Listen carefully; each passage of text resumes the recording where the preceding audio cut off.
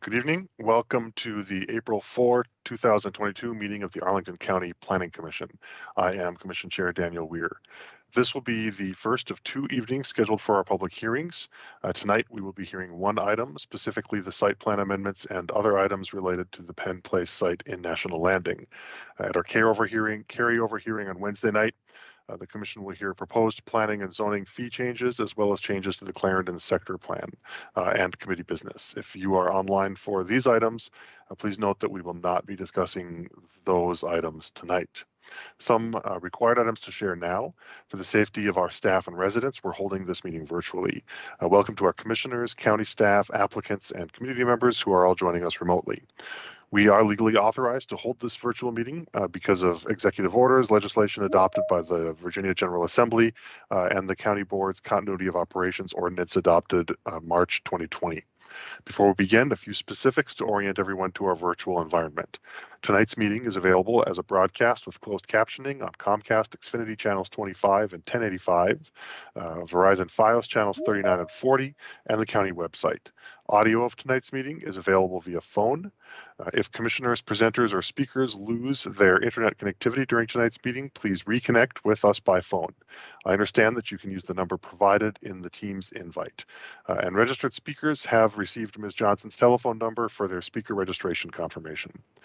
For other presenters joining us through Microsoft Teams, please keep your phones and devices muted until you are called upon, and please turn off sound to any other devices around you to minimize interference, and please keep your cameras off until the clerk calls on you to speak. Again, please keep your cameras off until the clerk calls on you to speak, and keep your devices muted until you are speaking. When called upon to speak, you must unmute yourself by clicking on the microphone icon that's located on your meeting command bar. The moderator does not have the ability to unmute you or to turn your video feed on. Once you have spoken, please turn your cameras back off. And if you are dialing in by phone, please press *6 to unmute. Public speakers, you will be called upon by the clerk at an assigned time. Pre-registration to speak at tonight's hearing was required, and we are not able to accommodate additional speakers. Public comment tonight will take place within the same time frame as we would provide in an in-person meeting. Speakers will have 3 minutes to comment as individuals and 5 minutes to speak if representing an organization. A speaking timer will be displayed on screen by the clerk. If you are dialing in by phone and unable to see the screen, we will provide an audible warning when 30 seconds are remaining. You will be muted when your time has concluded. In addition, with tonight's meeting, we will be asking staff to limit presentations to 10 minutes and be asking applicants to limit presentations to 15 minutes. Again, a timer will be displayed, and I will be giving audible warnings when 5 minutes, 2 minutes remain. The meeting chat is active for presenters or commissioners who need technical assistance only. Do not use the meeting chat for discussion, public comment, questions about agenda items, or requests for more information. All public comment must be made and shared verbally for the record during the assigned public testimony period. Lastly, this is a public forum. Tonight's meeting will be recorded and posted to the county website. All information associated with tonight's meeting, whether written or spoken, is subject to Virginia Freedom of Information Act requirements. With that, Madam Clerk, will you please call tonight's first item? Yes, thank you. Our first item for the meeting and our only item for this evening is on the Penn Place project. We have our planning staff, Peter Schultz, to present this item. This will be in a variety of parts. This will be the site plans, amendments, the PDSP, which is the phase development site plan, and the use permits associated with this project. We have Peter Schultz. Thank you. And Mr. Schultz, before we begin your time, are you planning on speaking to the all of the agenda items during your 10 minutes, or should I plan on coming back to you for vacations, et cetera, after your initial presentation? I will not be presenting on the vacations. So I'll be coming back to someone else for the vacations. All right. I don't think there are any vacations on the agenda. There's no street. Then there are none. I am happy about trying to make sure that I don't screw things up, and we've got a false positive. So please proceed, Mr. Schultz. Thank you. Okay, thank you.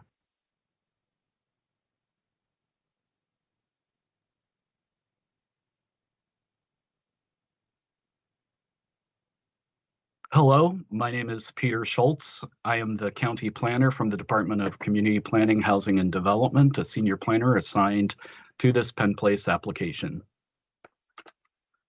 Just as a quick summary, these are the actions that I will be presenting on: a site plan amendment to discontinue the hotel site plan, a Pentagon City phase development site plan amendment, and a recommendation for approval of amended design guidelines, a site plan amendment for the development of Penn Place, a use permit for the public park, and a use permit for the public high school.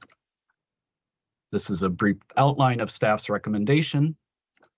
I think most of us are familiar with the current location, the Penn Place site between Crystal City, located in Pentagon City, though, at the edge of the border with Crystal City on Eads Street. It is 12.5 acres currently. It will be 10 acres after dedication of street areas. It is located in a transit-rich environment close to Interstate 395, as you see to the north. Here's a zoom in on the site, the 10 acres after the dedication of the public streets. You see the now demolished hotel on the northwest side corner of the project. Pentagon City Metro entrance is about 650 feet away to the west. Future Pentagon City Crystal City Transitway will be along 12th Street. There are also several bus lines, and again, adjacent to I-395. This is the last undeveloped site within the Pentagon City phase development site plan area. The proposed development, I won't read this all, but as you are familiar with it, it is a large mixed-use development, most notable including a child care center and a 26,500 square foot community facility. Those are both in the ground level of the T3 building, as well as retail in ground levels and possible mezzanines and in separate pavilions. 1,980 total parking spaces, 7 loading spaces. There are modifications I will speak to later requested for parking. The entire block is proposed to be redeveloped and developed at one time. 3 22-story office buildings, 1 special building, the Helix at about 350 feet, 3 1 to 2-story retail pavilions, a 2.75 acre public park. All parking and loading is located under the site, and all buildings to be approved at the same time. During the 1 year of review, staff focused on these key areas: building form and architecture, working hand in hand also with the Pentagon City sector plan. The developer will show you the presentation, the architecture, how the buildings frame the public space. But I do want to note that with the Pentagon City sector plan, this proposal does indeed shape transitions between public space and development sites. The build-to lines are recognized in this area. Building facades are formed to form a consistent edge along public streets and plazas, and shadow impacts on public spaces are minimized. About that public space, under the old design guidelines that were adopted in 2013 but never implemented, there was about 2 acres of public open space separated by public streets. The current proposal, as I stated before, is about 2.75 acres. It incorporates many of the same principles as the previous developer had proposed: a central green, retail plazas. However, it is not broken up by public streets in this situation here. The 2022 Pentagon City sector plan discussed the general character of pathways through the site in the absence of public streets, various priority routes and flexible locations, minimum widths, and the overall character of a green ribbon located within the Penn Place block. Planting areas should be generous and layered to fulfill biophilic principles, and you see here recommendations from the sector plan, and below, as the developer will go into greater detail, an example of the major east-west 15-foot path that the developer will be the first segment of the proposed green ribbon in compliance with the Pentagon City sector plan. These internal paths also serve as important transportation items too. It's internal circulation for pedestrians, bicycles, and scooters. However, during the 1 year of review, we also resulted in improvements to surrounding streets. There are bicycle facilities on 3 streets. We have a minimum 10-foot clear sidewalk on all street frontages. From the beginning, the developer had proposed that all parking garages entrances would be underground at signalized intersections. And we have worked closely with the county, with the developer, I should say. The county has worked with the developer to coordinate with county-initiated projects like the Army-Navy Drive Complete Street project, the Transitway on the 12th Street South, and improvements to East Street. And again, just emphasizing all the parking and loading is underground in a centralized location, not individual to each building. 5 minutes remain, Mr. Schultz. With sustainability items, the applicant is agreeing to achieve platinum certification, Energy Star requirements, and 30% energy improvements. Most of this information is in your staff report. Renewable energy on site, as the developer will show you, including rooftop solar panels. Other proposed features and amenities, and these are associated with the request for additional density. To go over quickly again, the proposed community facility, which is proposed to be the Arlington Community High School. Design, construct, and maintain the 2.75 acre public park, a $30 million contribution to the Arlington Affordable Housing Investment Fund, a child care center that is available to the general public and will take subsidies, public access to the Helix, county usage of the conference center, numerous on-site transportation improvements to mitigate the current development and to make sure that future development in Pentagon City works. A public art fund contribution or on-site public art, most likely on-site public art, and again, sustainable design elements, including the LEED Platinum certification with Arlington priority credits. The proposed zoning modifications include exclusions from gross floor area for below-grade storage, below-grade mechanical rooms, and air shafts. These are typical exclusions that are supported by the zoning administrator's advice document. A modification of the parking ratio and permitting some compact parking for retail, which is a typical modification. Penthouse screening height and heights for the solar arrays. Driveway apron widths. Again, these are the signalized intersections where the parking and loading entrances are. So they act more as street intersections, but for our definition purposes, they're driveway apron widths. And then finally, the additional density that is requested by the developer in conformance with the zoning ordinance for sustainable design elements, affordable housing contributions, public space open improvements, and other similar components. The public review process was a lengthy one, launching in March of 2021, 3 LRPC meetings, a walking tour, an online engagement, and 3 SPRC meetings, various commission meetings, whose reports you will hear today, culminating with the county board action advertised for April 23rd of this year. In conclusion, the staff believes the development achieves these sector plan priorities and planning principles as adopted by the county board in February 2022. Not to read them all, but we believe that it does fulfill these requirements, this very first crucial part of the second generation of Pentagon City development. And then these staff recommendations to adopt the 3 ordinances and approve the 2 use permits. The SPRC report will have the motions in there.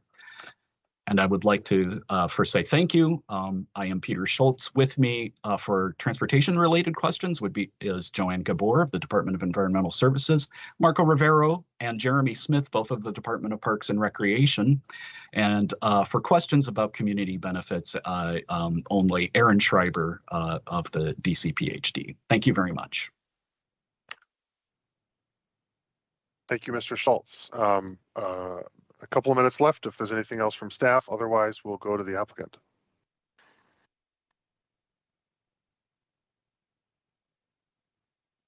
That's great. We'll go to the applicant then. And for the applicant, the allotted time, the agreed on time is 15 minutes. Again, I will just give verbal warnings at 5 and 2.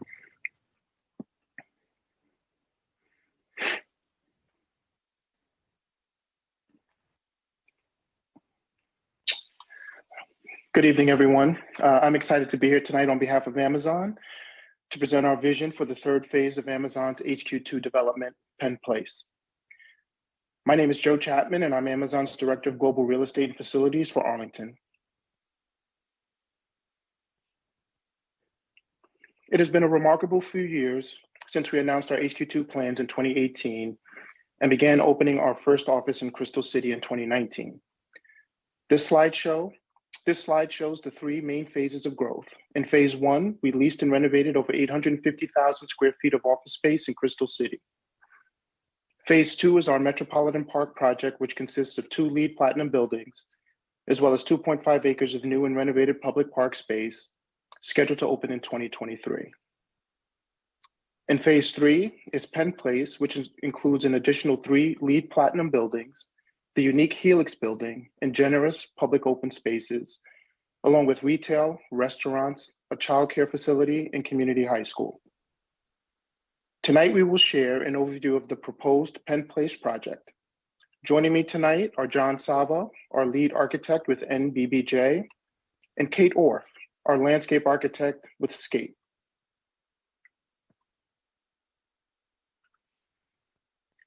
We started our design process by studying the existing planning on the site and Arlington's overarching planning principles. From the beginning, we found strong alignment with our own values, and we created a set of precepts that serve as guideposts and inspiration for our design team. Our vision and program for Penn Place remain grounded in these design precepts, which we're excited to share with you tonight as we walk through the Penn Place designs. Part of the design philosophy for Penn Place and our approach to HQ2 more broadly is the integration with the surrounding community. Over the past few years, we've continued to meet with the community and county to listen to their thoughts and receive feedback on how we can deliver a project that meets Arlington's needs. And through these conversations, we know that affordable housing is an important topic for the county and our neighbors. As part of the Penn Place application, Amazon has made a $30 million commitment to fund affordable housing in Arlington, the largest of its kind in the county's history, and builds on our existing efforts. To date, Amazon has contributed more than $800 million to affordable housing efforts in the region through low-rate loans and grants, with more to come. We look forward to our ongoing engagement with the community and the county. Our lead architect, John Salvo from NBBJ, is now going to share more details about the Penn Place vision and architecture. Thank you for your time this evening. John, over to you. Thank you, Mr. Chapman. Yeah. Thanks, Joe. Just a reminder, except for some construction staging, Penn Place is currently a vacant lot. It's really a missing tooth between Army Navy Drive and 12th Street South. The site is somewhat challenged by the noise and heavy traffic on Army Navy Drive and I-395. But with future development, it will have uninterrupted views to the north, above the highway, toward the Pentagon, the Potomac, and Washington, D.C. I'd like to start early, too, by acknowledging the long and useful legacy of urban planning related to the site. County staff, with Planning Commission and community input, essentially created the guideposts we used to evolve the master plan. Most recently, the Pentagon City Plan has had consequential impact on our design. I was going to take you through some of the project bases, but I have to say Peter did a pretty good job of covering that. So I'm not going to read off a bunch of numbers here, but they tie back to what you heard from Peter. But I do want to have you look at the diagram on the right. Very early, we recognized an opportunity to break up the large block by creating new connections at mid-block, where we could align with already existing streets or driveways. So our master plan proposed new signalized intersections and crosswalks that connect directly to our entry plazas and interior pathways. 3 of the intersections include vehicular entries to an underground garage. Another key early decision was to place all loading facilities in a centralized underground location, freeing up the ground level for additional retail and creating opportunity for large space users like the new high school. But the biggest benefit was the ability to replace the asphalt of streets with additional landscaping and safe through block corridors for pedestrians and multimodal devices. We also coordinated with city county staff for the provision of new protected bike lanes on Army Navy Drive and South Eads Street, for the proposed transitway on 12th Street South, and a relocated bus stop on Eads. And after committing to these early initial circulation improvements, we entered the LRPC, SPRC, and public space processes, and began weekly reviews of the design with Arlington County staff. Together, these many engagements resulted in significant modifications and additional improvements. Some key examples, starting with the site. a 15-foot wide east-west multimodal path that will start the green ribbon in Pentagon City.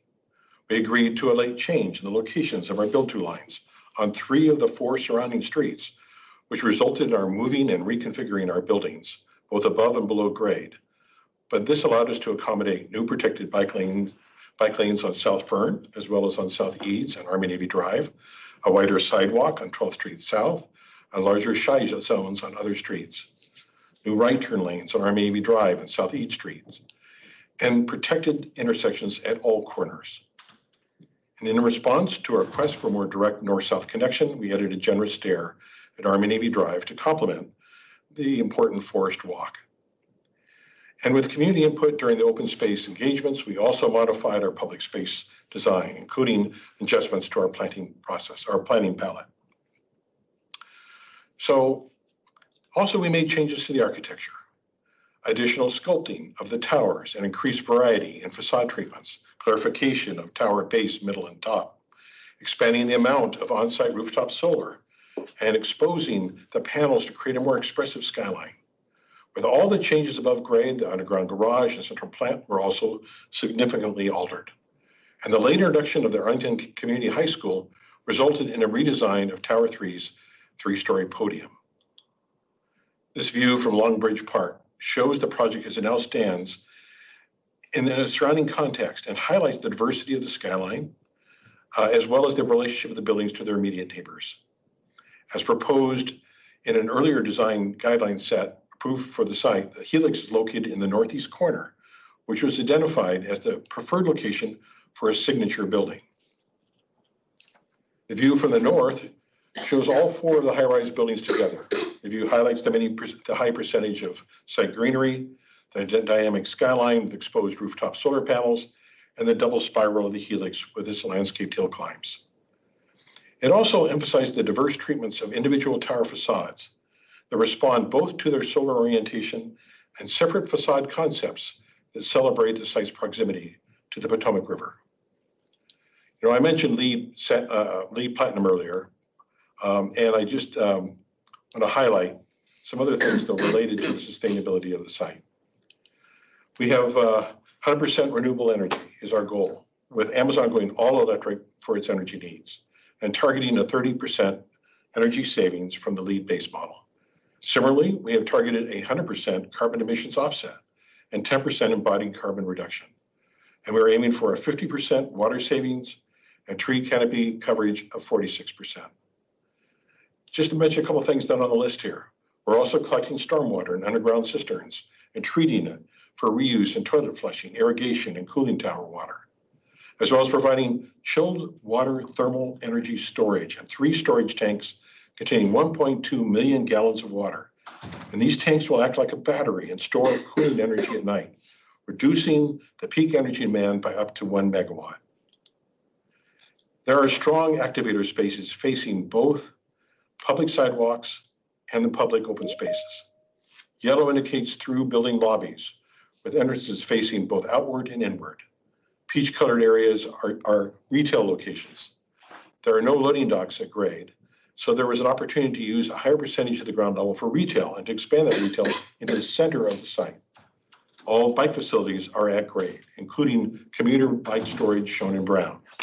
And the base of Tower 3 features childcare in purple and the Arlington Community High School in lavender. And the next one, this elevated view over 12th Avenue emphasizes the welcoming nature of the project with its broad entry corridors, green carpet of landscaping, diversity of building types and design, and the more intimate retail views that provide a human-scaled introduction to the site on both 12th and Eads. For that, I'd like to turn to Kate to talk about the landscape. Thank you so much, John, and good evening, everybody. My name is Kate Orff. I'm a registered landscape architect and the founder of Scape. I'm also from this area and just so honored to be able to be working together with all of you on this really significant and exciting project. And Ms. Orff, you start with exactly 5 minutes remaining. So thank you. Oh, okay. I will accelerate considerably. There were some big changes, but we've got it done, and the plan, as you can see, is the better for it.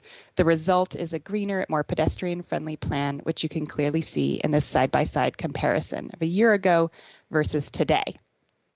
We've added more planting areas, introduced this east-west multimodal path, and I've also consolidated other pathways through this site. It's a testament to the process. We heard you, we iterated, we worked hard, and we were really improved the end result.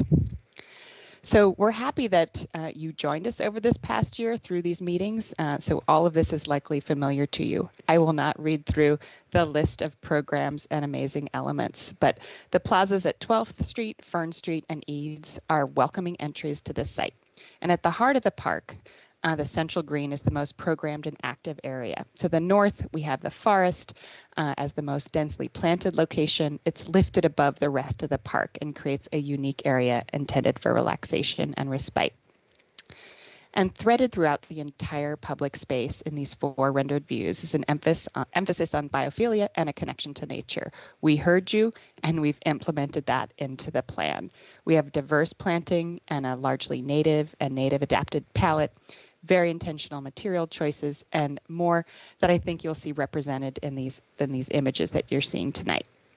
They highlight the park experiences around the southern portion of the site, from the sunny pollinator gardens at the 12th Street Meadow to the shady flexible seating grove at Fern Street. You can see the cozy seating nook overlooking the central green and a bird's eye overlooking the market promenade with the bustling market. You can also see the east-west multimodal path, which is really important, bending in the lower right-hand to the south of the central green in the bottom right-hand corner. So more on this east-west path, because this was a major change, and we just couldn't be more thrilled about the result. It's a 15-foot wide shared use path, and it's the first conceptualized link of this new green ribbon concept. The colored lines on the northern and southern edge indicate adjacent conditions, including planted edges represented by green.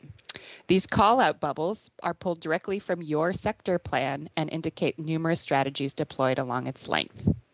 The addition of the path was a late-stage ad in direct response to the green ribbons that were developed during our process. So you can see how we've embraced that, how we've modified many aspects of the plan, and now it's really a central and really significant aspect of the design.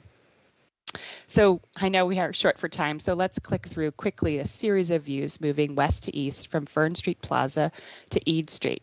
You can see how the distinctive paving in the conjunction with these planted buffers, adjacent seating nooks, and a slight bend in the route in the next image all contribute to a safe and dynamic experience through this site. We'll end on a few scenes at the northern end of the site in this lifted forest, which has received a lot of support and excitement throughout the process. Here, meandering paths, the amphitheater, small forest rooms, and the plaza will all be immersed in a rich woodlands landscape, offering a unique area of rest and respite. So as we zoom out to a view, and here's our kind of final view, that really pulls together a lot of these aspects. I will just pass it back to you, John, and just say we're super excited. In this image, you can really see how these elements combine for a really holistic and significant zone of public space. Thanks. Thank you. Thank you, Ms. Orff. So I was informed that my picture didn't show up earlier. I apologize for that. I wasn't being shy. But with that, we've completed our presentation, and we're happy to answer questions. Thank you, Mr. Savo, and thank you both to the staff and the applicant for helping us as we try to rein in time. This is actually a really good test project for trying to bring back time limits because of the extent to which I think that this arrives so very fully baked. I mean, it's just been a really productive process, as I think, and I think that that's going to reflect in the nature and scope of the questions and discussion. So thank you both very much to staff and the applicant, both as mentioned for timeliness and being willing to be our beta testers for going back to the timetables that we historically have tried to implement, and also for your fantastic presentations and the work that you've been putting in. With that, Madam Clerk, do we have any public speakers? Yes, we do. Let me share my screen.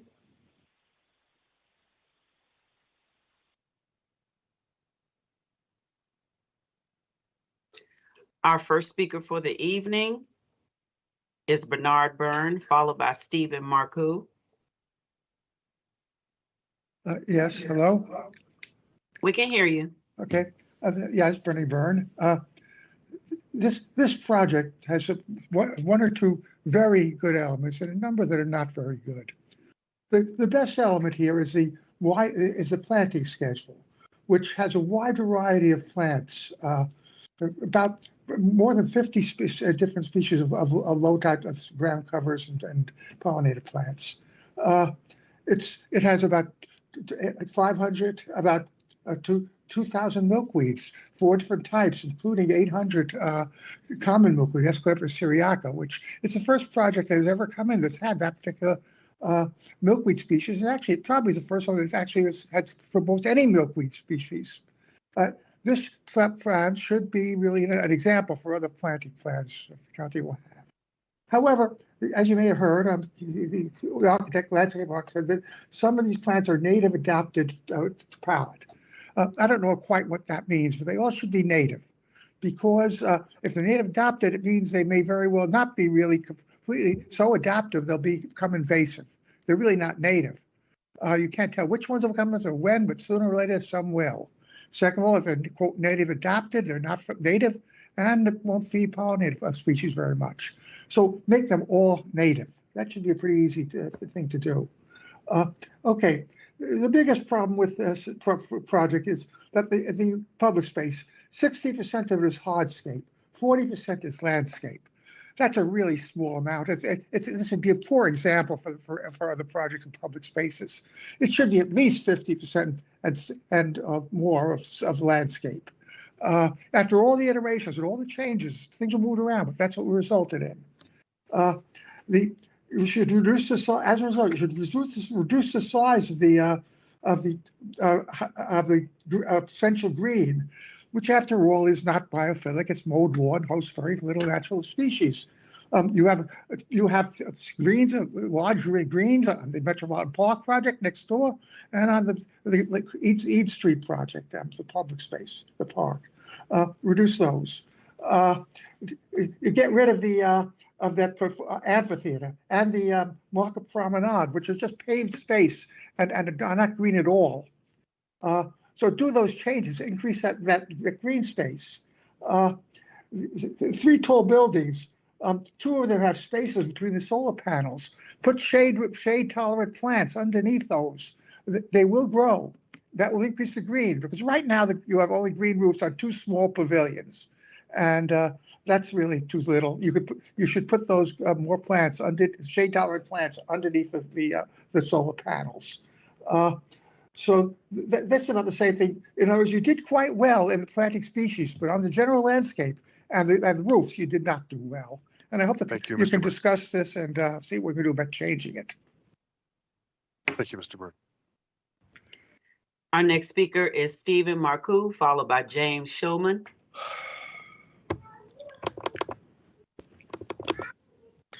Hi. Doesn't look like my. Is my camera allowed to work? Or? Your camera, no, but we can hear you. Okay. My name is Stephen Marcou, and I'm the Government Affairs Director for the Arlington Chamber of Commerce, speaking in support of Penn Place. Penn Place is a key part of Amazon's headquarters, which will bring thousands of new jobs to Arlington, helping to reduce our high office vacancy rates. It also represents a significant step in enhancing the strength of Arlington's commercial sector and diversifying our economic base. Amazon's presence will create employment in tech, business, retail, and hospitality, among other fields. We'll develop our computer science and tech talent pipeline, educating Arlington's youth for 21st century jobs, and we will secure the resources for infrastructure and community projects that Arlington so desperately needs. Now, as we see tremendous business growth along the Silver Line, Arlington is going to have to work harder to compete with our neighbors to maintain dynamic and job-rich destinations that are more attractive than these alternatives, and Penn Place does just that. The Helix is a signature building that will distinguish National Landing for decades to come. The acres of adjacent green space will draw in the surrounding neighborhood, making this the centerpiece of National Landing and not simply a self-contained corporate campus. The biophilic design will bring much-needed greenery to the neighborhood, and the office buildings will bring thousands of customers to the new and existing retail in the area. Penn Place will also bring a new site for Arlington Community High School, which will be a huge benefit for people throughout Arlington who need a flexible alternative to obtain a high school diploma. And so the Arlington Chamber is excited for what Amazon's HQ2 will bring to the future of Arlington, and we are grateful for the work that the county has done to make this happen. Since its arrival, Amazon has quickly become part of the Arlington community, supporting local businesses and nonprofits. Penn Place is a critical project for the future of National Landing and for Arlington. We're thrilled about its creation, and we thank you for your work to bring this forward. Thank you, Mr. Marcou.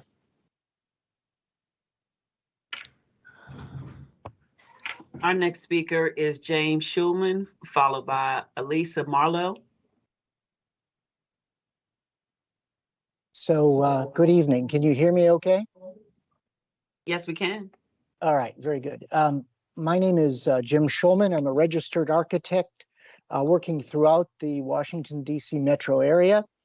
And I just want to bring attention, first of all, to the fact that despite the good design exhibited in this project, the IPCC report on climate change that's just come out, the newest report, is calling for, especially for projects like this, a multi-year moratorium on construction for climate protection reasons.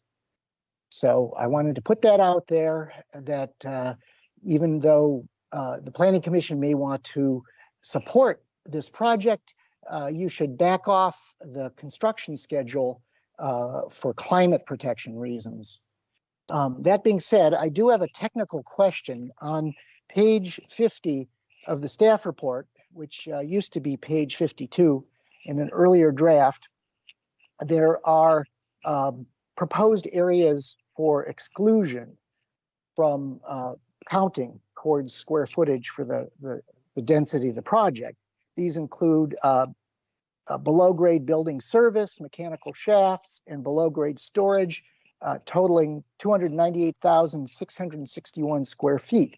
But when I looked carefully on sheet A0.04, which is the area plans below grade, those quantities are not, I don't come up with those numbers. And so I'm hoping that somebody might be able to tell me why, maybe it's that below grade building service really is mechanical and electrical and plumbing equipment. But I'd like to know that that's the case. So if the architects could explain why the staff report doesn't match the plans, I would greatly appreciate it. And I'll cede the remainder of my time in the hopes of receiving an answer. Thank you.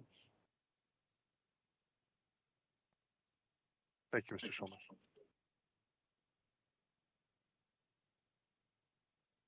Our next speaker is Elisa Marlowe, followed by Ben Vizion. I'm sorry, I chopped that all up. Devanzo. Hi, this is Elisa Marlowe. I used to rent at 12th and Eads, and now I own in 22202 in Pentagon City. I can see Amazon from my balcony, and unfortunately, many days I can hear some of the construction from my bedroom. I really look forward to clarity on who was part of the community engagement, because I'm here tonight just on my own, but I'm one of 1,900 area residents who signed a petition against the Pentagon City Sector Plan. So this is not specific just to Amazon, but newly engaged and specific to 22202.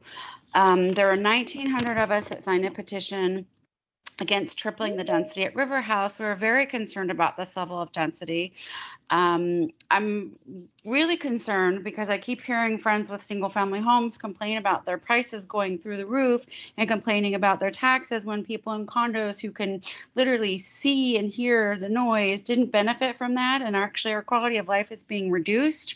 I wanted to know how the county is looking at this overall. Again, maybe not specific to just this, but I'm newly informed, as are many of us. If I understand it correctly, it looks like the Pentagon City sector plan triples the density at River House, and there were already 6 buildings approved in 22202. My understanding is that this is all a reduction of our green space, especially when you compare it to planned Langston Boulevard.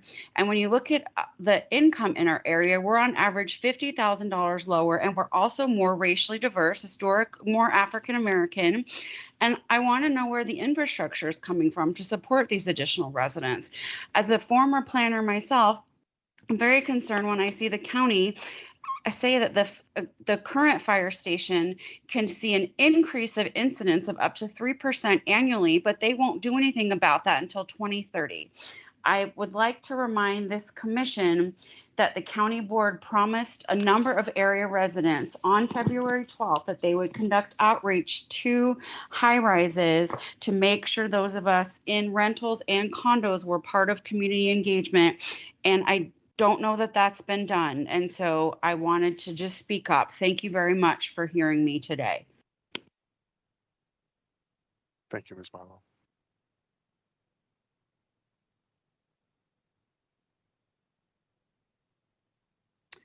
Our next speaker is Ben Diavanzo, followed by Ann Bodine. Hi, I'm Ben Diavanzo, and I represented Aurora Highlands on the site plan committee for this project. And I'll speak to a few things that we sent to a letter and the county board that hopefully ended up in your all's plates. First, going through kind of a few of the areas around this plan.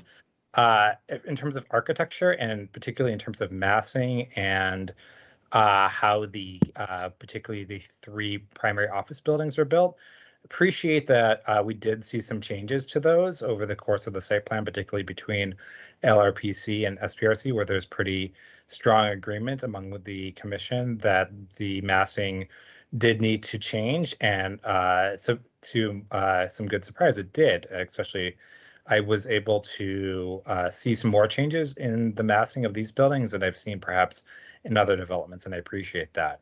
However, I do think that the 3 primary office buildings are still boxy and imposing, and that there's room for breaking up the facades more, adding some potential colors, further defining the roof lines, if possible, addressing the massing, although we know there are some limits to the height because of FAA regulations. On community center space, we're really glad to see the introduction of the community high school to our neighborhood. It serves many county residents. It's a really great program. It does highlight the need that we have for a community space. The space that the high school is residing in was potentially going to be a community center, and obviously will not be now. And so this highlights that we hope there will be other avenues towards a community center in the future. In the last SPRC meeting, and I don't think I've gotten an answer on this, I did raise the concern around surveillance and private security and whether there will be cameras on the campus, particularly trained towards the public space, and how that will interact, as well as how any private security guards or forces will interact with the public. And that's something hopefully the commission can get some answers on. On public space, I particularly want to flag our ongoing concern that this park is being counted significantly towards the bonus density in this project as a community benefit. This park is really going to be used primarily by Amazon employees. We really appreciate the really nice design. It's a really great park in a lot of ways. Biophilic, it's really nice. And it's surrounded by Amazon buildings. And certainly the community will use it, and we appreciate those plans for programming. But it really feels wrong to make this a community park, significantly offsetting density, because it is such a benefit to Amazon.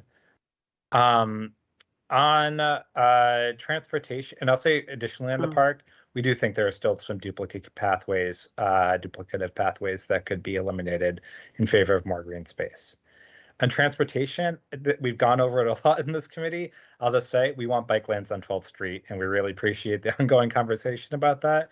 We do think that there's some trade-offs about the pickup drop-off versus bike lanes and conflicts with the transitway, and we do think that bikes and pedestrians are getting the short shift in that kind of trade-off, and we don't like that.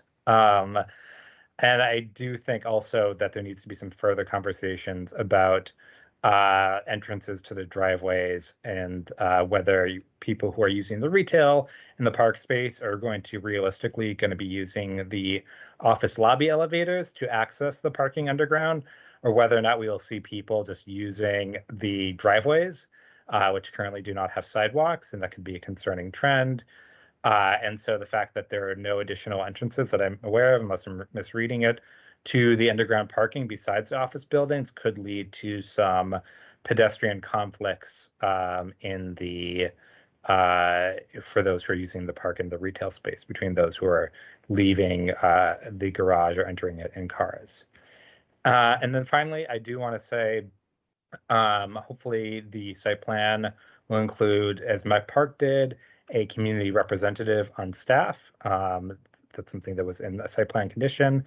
And hopefully we see as good engagement with the neighborhood around the construction, the public availability of Clark Construction, the ongoing newsletters about every factor in their construction. We've learned some interesting things about how buildings are made, which is interesting. And so I appreciate that. And I'll just finish by lastly saying, it is hopefully as much money of this project as possible is going to the Affordable Housing Trust Fund, given the impact of the new employees on housing in the area. I'll leave it at that. Thank you.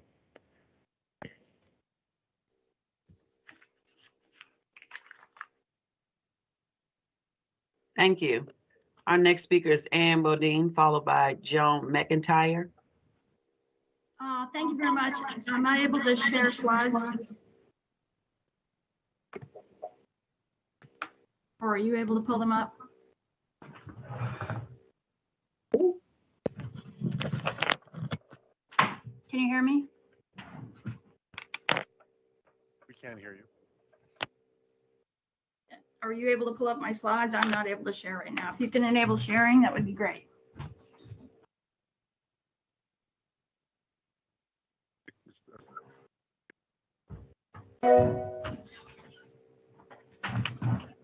That I think is a question for Mr. Wood or for Ms. Johnson. I've enabled my sharing if you'd like to pull your screen up. Are you able to see that now? No. No? Okay, I'm sorry. I don't know.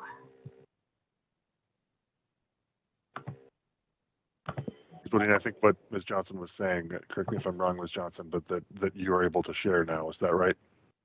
She can, yes. I've unshared my own screen so that she can share hers. But you're not seeing my screen. No, ma'am. We don't see your presentation. You'll have to share your presentation, Ms. Woodine.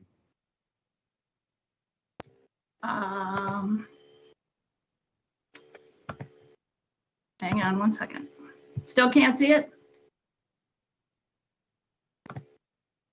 No? No, we still can't see it. You'll have to use the share function within Teams. I'm using that, sorry. It says open share. All right, I'll go ahead. I believe the commissioners have copies of my slides, and hopefully you can refer to those while I'm speaking. I just tried it again. If you can't share it, I'll just speak to my slides. Sorry.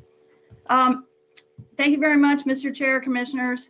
Good evening. I'm Ann Bodine. I'm representing Arlingtonians for Our Sustainable Future.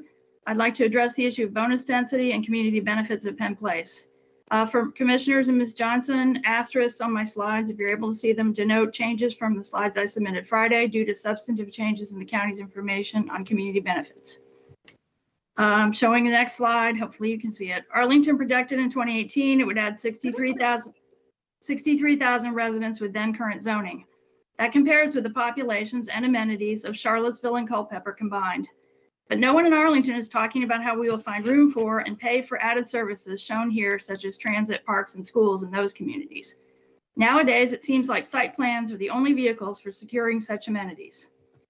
Next slide. So let's look then at the biggest site plan imaginable.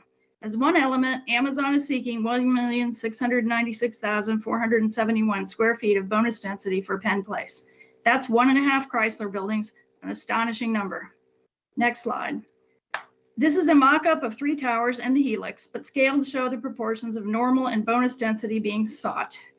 The first number shown in green shows base density, or what's allowed by zoning. The second shows bonus density to be attained through sustainability. And the third and fourth show square footages and the proportions of bonus density being compensated with community benefits. This slide also indicates that Penn Place is equivalent to 1/5 of Arlington's total office space built from 1960 to 1982. All this sounds like a lot of community benefits coming our way. Next slide. This slide has another way to look at the same figures. It shows base density of 1.6 million square feet. In column E, I'm sorry if you can't see it, it shows the approximately 300,000 square feet of bonus density for sustainability. This is a large number, but it seems fair and it requires benchmarking.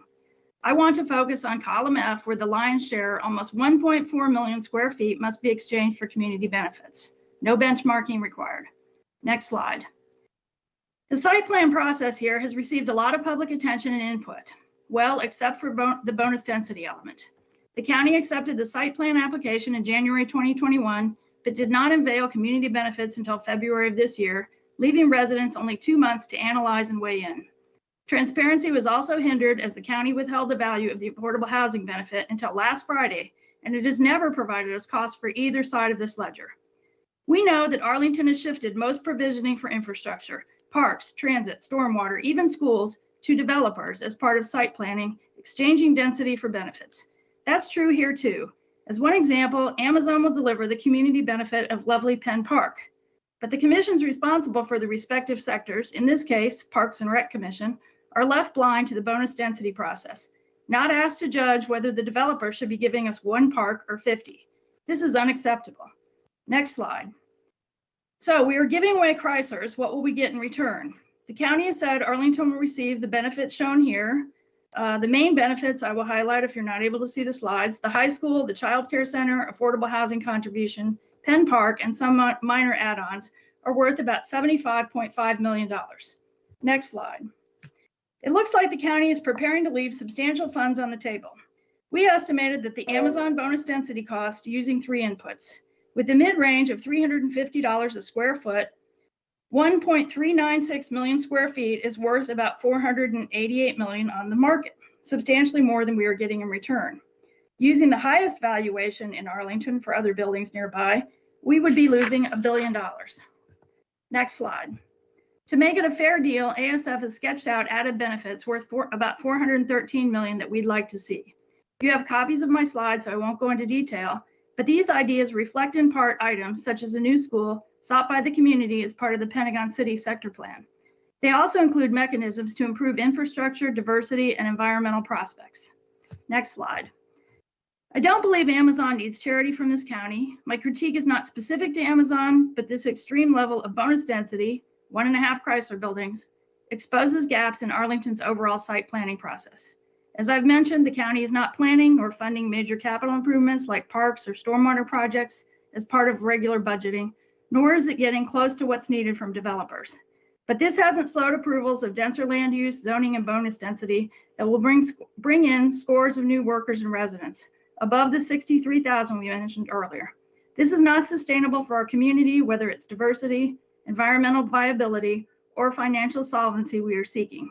Thank you, and I hope you give it this serious consideration in your discussion of Penn Place and for the future of site planning in Arlington overall. Thank you, Ms. Moody. And our last speaker is Joan McIntyre for C2E2. Yes, good evening. I'm Joan McIntyre, Chair of the Climate Change, Energy, and Environment Commission. Overall, C2E2 assesses the project to be an exemplar in achieving the county's community energy plan and sustainability goals and serves as a model for other developers. This LEED Platinum project's energy-related commitments exceed the baseline requirements for the county's green building incentive policy and demonstrates that what can be achieved when goals are built to into the design process from the outset. Energy efficiency gains over the ASHRAE baseline are the highest we've seen at over 30%. The buildings are designed to be all electric with the exception of first floor retail backup and generators, and will be powered by on-site and off-site renewable energy. The project also includes numerous additional sustainability items that are outstanding. Biophilic elements are included throughout the project and will offer Amazon employees and the general public's appealing public spaces. Reduction in both indoor and outdoor water use are impressive, particularly in terms of capturing stormwater in the cisterns for reuse. Bird-friendly glass and dark sky compliant lightings will reduce the threat of bird collisions. That said, C2E2 encourages the applicant to commit to zero carbon certification. The zero carbon assessment suggests that this could easily be achieved with the current building design by identifying and working with retail tenants willing to adapt to all electric cooking equipment, seeking additional opportunities to reduce embodied carbon, and exploring zero carbon alternatives to backup generation. We also encourage Amazon to build in the necessary electrical infrastructure to support EV charging for up to 50% of parking spaces to support the transition to electric vehicles.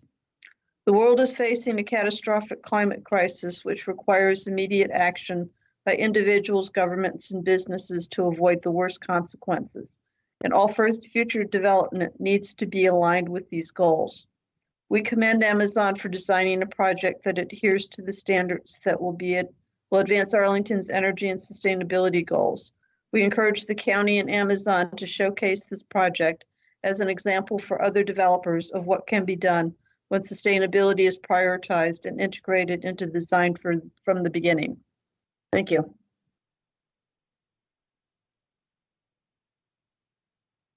Thank you, Ms. McIntyre. Madam Chair, this concludes our public speakers, correct? That is correct. And I believe then the next order is whether or not we have any additional commissions present.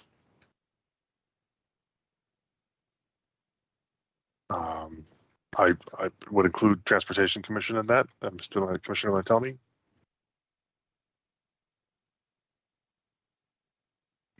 Yes, not surprisingly, this was heard at the last Transportation Commission meeting. To cut to the chase, it was voted unanimously to recommend this to the county board for passage as recommended by staff. Most interestingly to me was that there was actually very little discussion. Following up or sort of echoing what Chair Weir mentioned about the robust process leading up to this, that essentially was the reason why we didn't have that much of a discussion.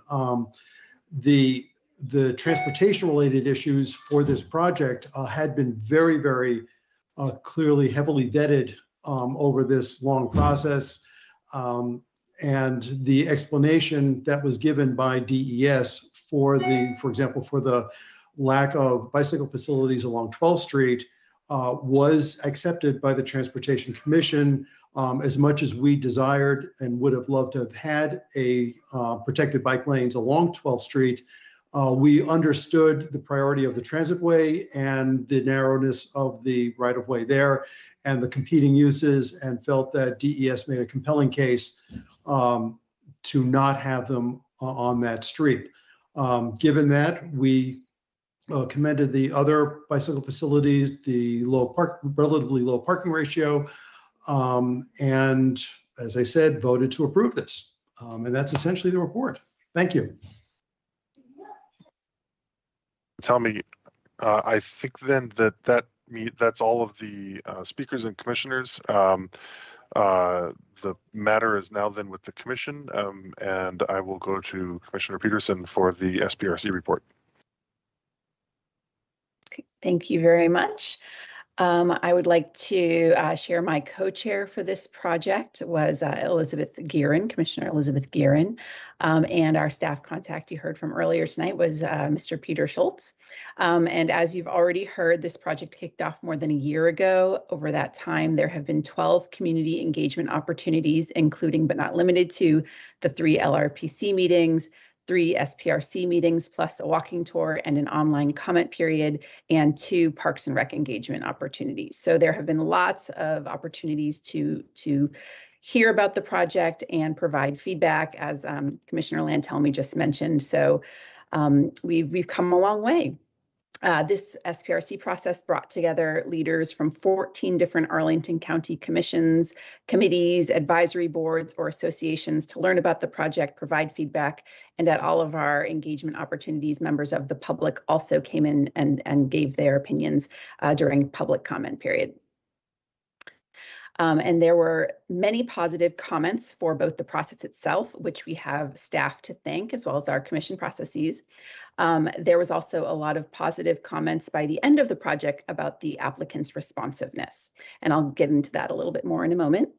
So I'm going to give a quick summary of the major areas discussed during the SPRC process, including architecture, public space, sustainability, transportation, and community benefits. I sent you all my report earlier, I think last week, and so I'll just go over that briefly. So architecture, during the LRPC process, many committee members disliked the proposed architecture. They felt like the buildings were too tall, too uniform, too boxy, and created an uninteresting skyline.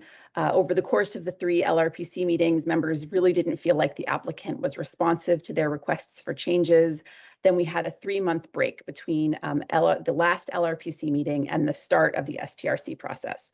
During that time, the applicant did actually go back and work with staff and make significant changes to the architecture of the buildings. And when they came back to us for the SPRC process, the buildings were differentiated a lot more, with their tops being tweaked, exposing rooftop solar arrays. The majority of SPRC members liked the new designs and appreciated the changes, and this established a lot of goodwill for our SPRC process, because up until that point, there was a bit of tension in the room. For public space, SPRC members were excited to have a brand new public space. Members felt like the space was beautifully designed. They liked the proposed landscape plan, the increased number of trees, the forest walk. Everyone talked about looking forward to seeing how the green ribbon is implemented, since this will be the first one done for the Pentagon City Sector Plan. Both the Public Art Committee and HALRB offered their expertise for art and historical interpretation on the site. Since public art will likely take place on the site itself, I encourage the applicant to definitely make sure to connect with the Public Art Committee for guidance there. APS is looking forward to having students use their public green spaces to learn about native species, and hopes that the public spaces can feature learning boards with information related to history of the site, sustainability, science, etc.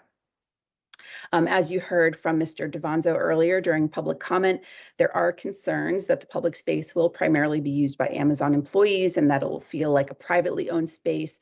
So Parks and Rec, as part of their process, will really need to make sure the park feels welcoming to both the community high school students, as well as neighbors, residents across Arlington, visitors to the county, just in the feel when you get to the site, as well as through the programming that's offered. Members, as you again heard from Mr. Devanzo, were concerned about the security features, such as the bollards. Will they contribute to the space not feeling welcoming, as well as issues about surveillance and security systems, such as cameras, and if they're pointed at the public spaces, are they going to be capturing the faces of people who are using public spaces and being kept on private servers and processed in ways that the public may not like. The public space provided by the site is more than originally planned, but some SPRC members still felt like it wasn't enough because this project doesn't have to provide interior streets or sidewalks. Parks and Rec Commission and Forestry and Natural Resources Commission both submitted letters in support of the project, which you all should have received. SPRC members related to sustainability, you've heard from C2E2. Everyone was very supportive of the project's sustainability features. They appreciated the applicant was leading the way for Arlington's work towards our community energy plan. That's often something we discuss that we don't feel like we're getting there yet, but I think this project is really kind of being a leader in that area. Let's see, biophilia, bird-friendly glass, light pollution mitigation, all were appreciated by everyone on the SPRC. Transportation, during LRPC, there was a robust discussion about moving roads under the site. It was a unique approach addressed in part by the community's desire for more usable public space. At the same time, it opened up questions about how it would work with pickup drop-off, bike access, and the aforementioned question about whether the interior public space would feel welcoming. The lack of a protected bike, oh, let me see if I can, let me just mute that.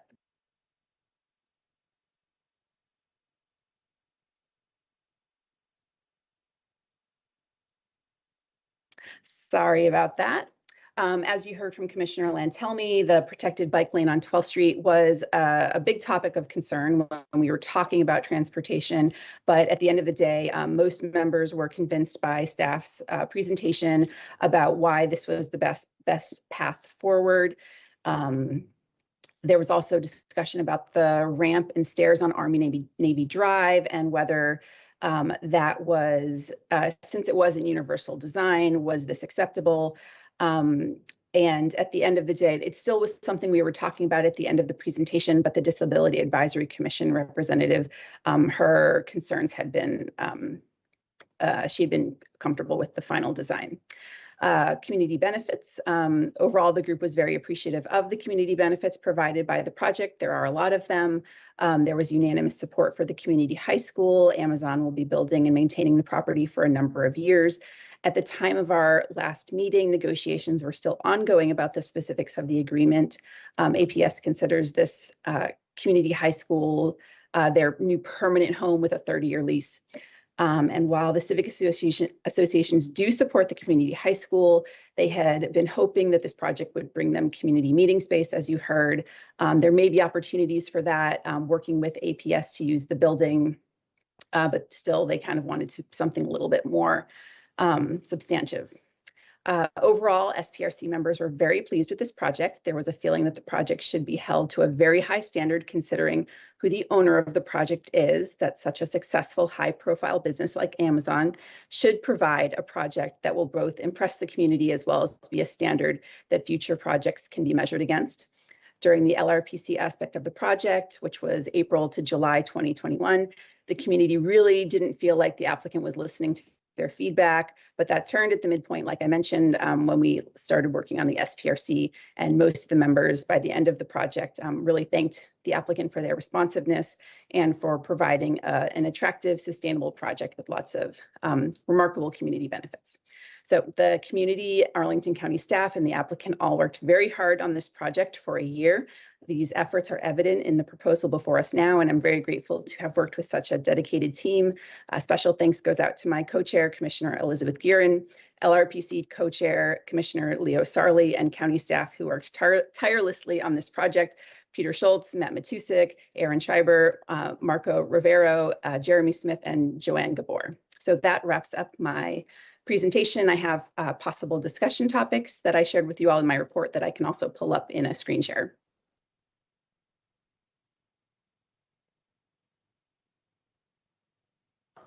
Thank you, Commissioner Peterson. I want to invite Commissioner Sarli to add anything that was necessary.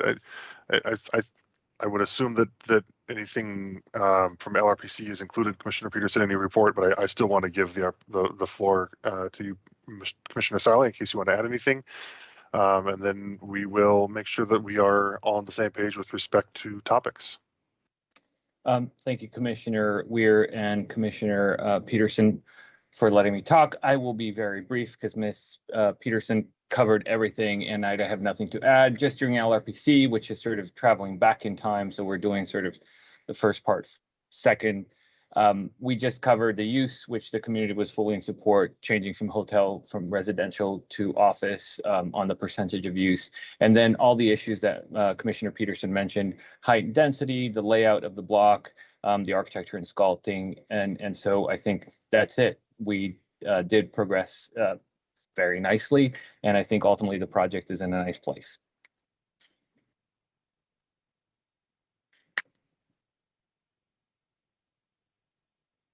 Thank you. Great. So I thank you. I think then that we are left, and I'll share my screen. We're just, these are the topics that we have recommended to us by Commissioner Peterson and Commissioner Sarli.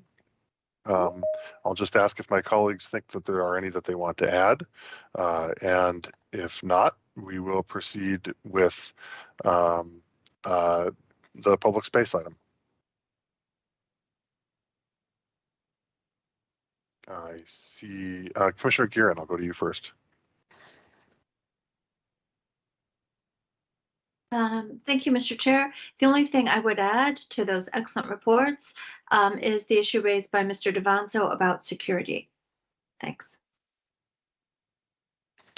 Thank you, Commissioner Gearin.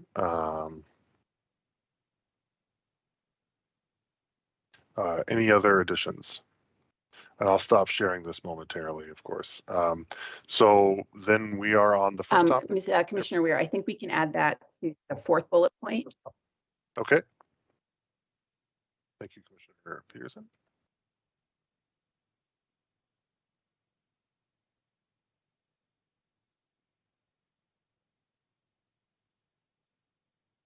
All right. Let's begin then with the first topic, whether the public space is sufficient with these, given these considerations. As always, we like to invite and encourage questions, factual questions for staff or the applicant first before proceeding to any comments or discussion. So that said, is there anyone who'd like to kick us off?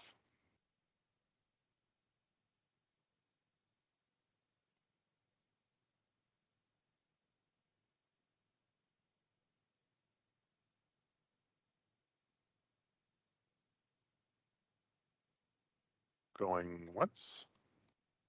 So then we will move along to whether the public space is sufficiently welcoming. Any commissioners with questions or comments on that item? Commissioner Gearin. Thank you, Mr. Chair. I understand this topic, and I think it's something that we won't really know how this is working until it's been in place for a while. This was raised because this is a new form of development. We haven't really had any sites that look like this, and in response to both documented plans that call for a lot of open space in this area where we know we're planning for more residents, and desires that were raised in public meetings over the last few years, this has more open space with all of the transit underneath. So it does look a little bit like a corporate campus. The idea of signage, adding some historical references, building in opportunities for the students at the community high school to use the open space are all ways that were raised and that our applicant seemed receptive to build in community welcoming and access to the space. But I heard what the community has said several times about concerns that this might not feel sufficiently welcoming. I guess what I'd like to know is if the applicant has thought about how they will monitor this or continue to engage with the community to ensure that the community does in fact feel welcome. This is just new, so I'm not going to propose a motion or anything. I'd just like to hear from the applicant how they propose to respond to that and from my fellow commissioners. Thank you. Thank you, Commissioner Gearin. I'm going to go to Commissioner Lantelmi. Okay. Yes, and building on Commissioner Gearin's comments, what I would like to hear, and I think I know the answer, but I'd like confirmation that we will be having permanent public accessibility easements for especially the Green Ribbon and through and about this entire block, that it can't be closed for any private uses without getting some public permits or public permission to do so, that it will remain as open as any other public right-of-way in the county. Thank you, Commissioner Lantelmi. Commissioner Sarli. Thank you, Chair Weir. I think Commissioner Gearin sort of took away all my talking points. So I'd like to echo that this is a little bit uncharted territory, and I too feel a little bit unsure as to how it's going to turn out. We have some experience with Met Place, and it wasn't all positive. And so I think we need to keep track of this and try to follow and learn from it. So I'm just echoing Commissioner Garen's comment. Thank you. Thank you, Commissioner Sarli. Commissioner Steinberger. Thank you. I just wanted to say that to echo my support for Commissioner Garen's comments, which others have echoed their support for as well, and say that I think that's something that we'll agree we need to sort of assess the situation and kind of see how the space is actually getting to be used and the public access and how that is really evolving, with the project and once, it is in place. But I think something that would go a long way towards that openness and that public access and not making this feel like an insular campus is to have some ongoing kind of public programming available to the site, whether that's farmers markets or other sort of activities that, pull in the public and are advertised as such. And certainly, we would expect participation from Amazon employees as well. That will go a long way, I think, towards encouraging that openness and engagement that prevents an insular campus type environment. So thank you. Thank you, Commissioner Steinberger. Commissioner Sarli. Thank you, Chair Weir. I did forget to mention, I would like to encourage, I'm almost taking on the Transportation Commission hat here. I would like to encourage that this not become a precedent, that we do continue to try to put streets through these blocks and cut these sort of super blocks. I think we really need to treat this as an exception and not a rule. And that's, I think, the one thing that I really feel strongly about. Thank you. Thank you, Commissioner Sarli. Any other members of the commission want to weigh in or raise questions on this discussion point of whether the public space is sufficiently welcoming? Seeing no hands, we will move on to the next topic, which is whether the implementation of the green ribbon is, I want to phrase it just a little bit differently for our purpose, for the purposes of this exact moment, the extent to which the implementation of the green ribbon is or is not in accordance with the Pentagon city sector plan.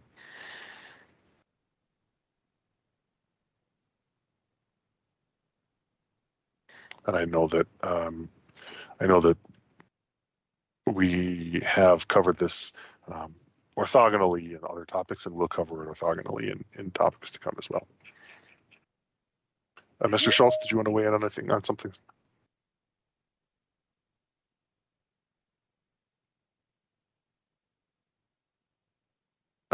You're on mute. Only if you had a question for staff. Oh, okay. You're just turning your camera on. Got it. Commissioner Latell-Me. Yeah, as having chaired the Pentagon City Sector Plan process, or co-chaired with former Commissioner Siegel, that came up with the green ribbon concept. This will be the first iteration of it, the first time it will be actually implemented. I'm comfortable with where it is now. I was not at the start of this process. There's been a very, very big change in what is now the green ribbon that will make it, I think, a good first effort at this. We'll learn from it, of course, for the rest of the green ribbon, but I think it's definitely moved very much in the right direction at this point, and I'm comfortable with where it is right now. Thank you, Commissioner Latell-Me. Any other commissioners on this item? Not, then we will go to the next item. Acknowledging that the project has remarkable sustainability features. Yes, acknowledging that this project has remarkable sustainability features. Commissioner Peterson, you had said the fourth bullet, and maybe I've just accidentally deleted something. But I've got the fourth bullet as sustainability features could more be done. You had did I accidentally delete something in my notes, or was this where you wanted to also discuss security issues?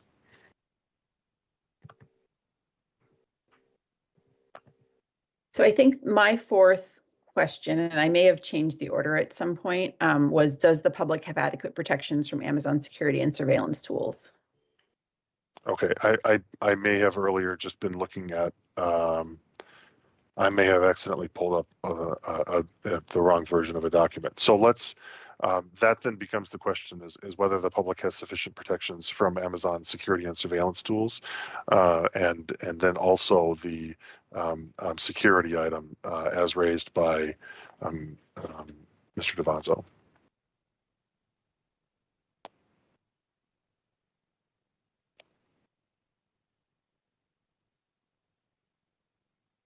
Anyone from the commission? I'm sorry, I got a little confused. Which topic are we on now? Are we on security or was it sustainability? We're not yet to sustainability. The question is, does the public have adequate protection from Amazon as a corporation security and surveillance tools? Is that I've said it a couple of times now, probably changed it each time. Is that still on target, Commissioner Peterson? Yeah, that sounds perfect.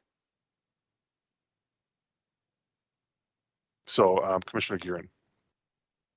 Thank you, Chairman Weir. I guess I'd like to hear a little bit more, and I'll be honest, I'm not sure exactly what Mr. Devanzo was raising, but I know that that was indeed raised in our last SPRC. So maybe just some clarification on that, and I'll turn it over to my colleagues. Thank you, Commissioner Gearin. I just want to reiterate, please, that the meeting chat is for a very specific purpose. It is for the purpose of technical assistance. It is not for the purpose of side chatter or conversations. We had an opportunity for public comment, and it is not an appropriate use of the forum to engage in continued conversation in the meeting chat. I will go to then Commissioner Sarli. Thank you, Chair. Commissioner Gearin again sort of stole the conversation I was going to bring up. Essentially, I don't know enough, or I feel like I don't know enough to make an informed comment on what it is. I think I would be curious, or perhaps we can sort of suggest certain ways to move forward such that we don't infringe on the privacy and rights of citizens, which I think is what Mr. Devanzo's concern was, that like CCTVs, cameras, and things like that. So perhaps we need to specify the sort of things that we are interested in not having. But I just feel like we don't know enough to make a sort of an informed and intelligent conversation about this, or at least I don't. Perhaps some other commissioners or staff would be able to inform us more on what the sort of projected security situation is. Thank you. Commissioner Steinberger and Len, tell me, if with your blessing, I think I want to go to staff if they at this point want to have a response, or I'll start with Mr. Schultz if there's anything you wanted to add on this. I think the developer would be best to talk about security cameras and things like that. Those are not things that are under staff purview or review. Bollards are, however, we are working with the applicant on, and in fact, we have worked successfully with them to reduce the number of proposed bollards to place them in appropriate locations where they do not impede public access. And those are mostly at strategic corners where there are curb cuts and things like that to prevent unauthorized vehicles from entering the site. But you'll have to ask the developer what they are proposing for security cameras and things like that. Okay. I don't think Mr. Chapman is still on. If there's someone from the applicant who wants to speak, I know that discussing things like the location of security cameras is itself a security sensitive issue, but I do want to invite you to respond to, you've heard the concerns that have been raised by the public and the commission, and I want to invite you to respond as you see appropriate. Absolutely. Thank you. Oh, Joe, go ahead. Yes, hi. Thank you so much, Commissioner Ware. I'd be happy to take that. I mean, right now it is very, very early in the project. So we don't have any of the specifics, but what I can share is that we will work very closely with the county and the community to best assess, how we will handle that aspect of the project. But right now, I don't have enough information to share. We're not that far along in the project.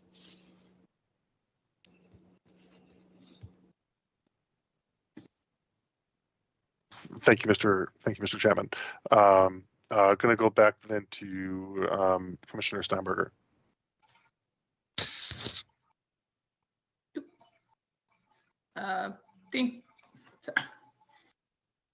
Trying to get my video to stay on. Okay. Thank you. So I appreciate that we're sort of not quite far enough down the path to kind of be able to spot where the cameras are going to go, or sort of what the specific kind of web of surveillance is going to be over the site. I guess what comes to mind is that, and I don't know what extent, maybe this is sort of I'm going to ask a question and I'm not sure if it's really a question anyone can answer, or just sort of a thought piece for staff, the commission, and the applicant kind of overall, or maybe even less so for the applicant. I'm not sure that really I think some of the surveillance concerns that have been raised may be as much the nature and sort of who the applicant is, rather than sort of based on, or potentially rather than based on what any other large developer or large corporation would have in terms of surveillance we're already kind of facing on other projects. And I just don't know to what extent, if that's the case, or if there really are kind of other surveillance concerns that are specific to this project beyond any other kind of major developer. So I don't, as other commissioners have said, I don't feel like I know enough to sort of assess that situation. But if this is something that, as we're going through the SPRC process going forward for other large developments, maybe this needs to be a standard part of something, that we're considering during the SPRC meetings. I believe this is the first SPRC where this issue has been raised that I can recall. But I could be just, missing on that or not sure. And I just kind of wanted to put out there that, is this something that we kind of have a standard concern for, and it needs to be more broadly considered, SPRC to SPRC, or is this something that we, specific because this is Amazon and who and what Amazon is, whatever that means to you as an individual, that is where the concern comes from. And I just sort of want to put that out there because I don't know necessarily the answer, but I think we need to be cognizant of, this is not something that in my experience has typically come up on other SPRCs. So I want to sort of understand and put that out there for thought and consideration. Thank you. Thank you, Commissioner Steinberger. Commissioner Lantelmi, and then Commissioner Peterson. Yes, I agree with Commissioner Steinberger's points on this, and I'd like to amplify them a little bit. I don't believe that this type of issue is in any of our standard site plan conditions. I don't think it's in our comprehensive plan either, to be addressed, though it clearly is a county interest, certainly from our police department and from others in the county. This site, any security in this site may not be any different than a concern we should have had with, for example, the DARPA campus in Ballston, or the Boeing building in Crystal City, or for that matter, the Pentagon, which is in Arlington, of course. There are other high security or potential sites where security could very well is an issue, and could have this type of issues that Mr. Devanzo raises, yet we've never addressed those at any of those sites that I recall in any way. It's certainly an issue, but it isn't something that really, I think, can or should be addressed specifically for this site without looking at the larger picture for all of our public, where we have security sites that interface regularly with the public and public rights of way, public easements. So I just don't think that any further discussion on this is really useful, other than signaling to the county that this is an issue of concern by the community and needs to be looked at in some form. Thank you. Thank you, Commissioner Lantelmi. And Commissioner Steinberger, you still have your hand up if you want me to come back to you. I'll come back to you after Commissioner Peterson. I was gonna thank Commissioner Lantelmi for really saying that in a very concise way, but I'll put my hand down now. So thank you. Okay. Commissioner Peterson and then Commissioner Bagley. Thank you. I just wanted to explain to my fellow commissioners a little bit more about why this issue came up specific to this project. And it was because of the public area that is part of the community benefits being a place where people may want to protest if they were unhappy with some of the applicants' behavior. And if there were security cameras, then that could be used to capture the faces of the people who were protesting on public land. So that specifically was why this was relevant to the project and why SPRC members brought this up since it's the publicly eased land.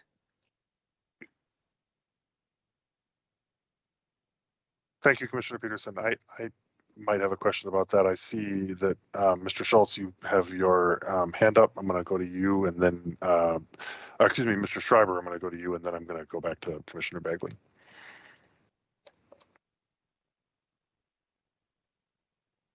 Good evening, Commissioners. I just wanted to, I think that Commissioner Steinberger, Lantelmi, and Peterson all raised very appropriate comments. And I think that what we heard from Mr. Devanto is a very relevant comment and concern.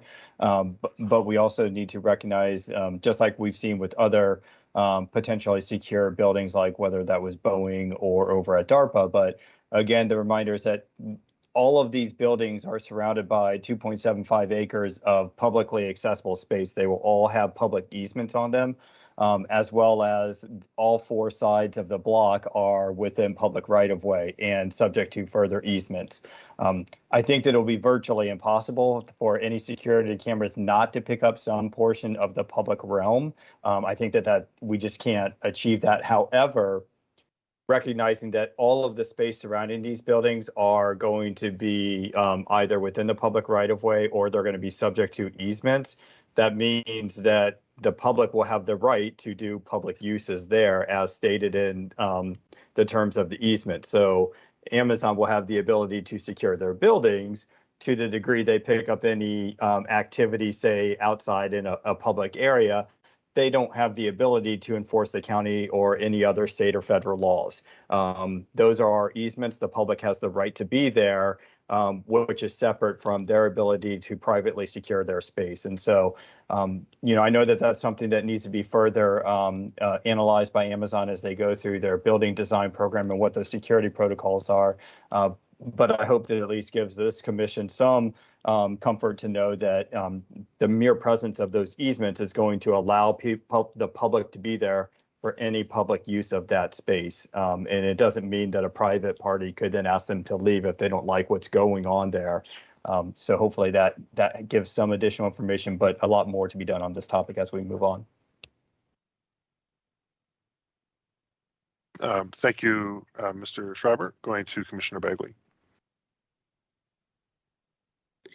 Thank you, Mr. Chair. So I agree with all the comments that have been made. I appreciate Mr. Schreiber weighing in. For the purposes of tonight, since we don't have a direction on that, and it's way too early for Amazon to speak about something like this, but to again sort of address the comments that have been brought up in public comment, I would wonder, being that this is going to come up possibly more with Amazon versus other companies that have, security issues. Perhaps we could just ask the applicant not to speak to what they're going to do in the future, but have they had issues or has this come up in the past in their campuses elsewhere, and how was it handled? Just for the benefit of those who've brought the topic up. Thank you. Mr. Chapman, if I would defer to you then on how you would want to respond to that question. And thank you, Commissioner Bagley.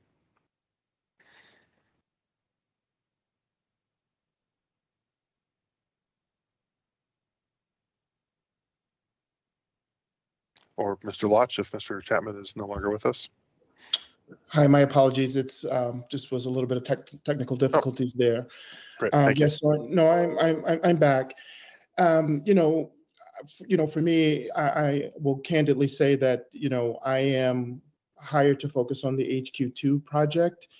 This is something that we can take back, get some more information in detail, and I'd be happy to reply to this commission and to the public around a more formalized response. I don't have an answer that I can share on that at this point in time.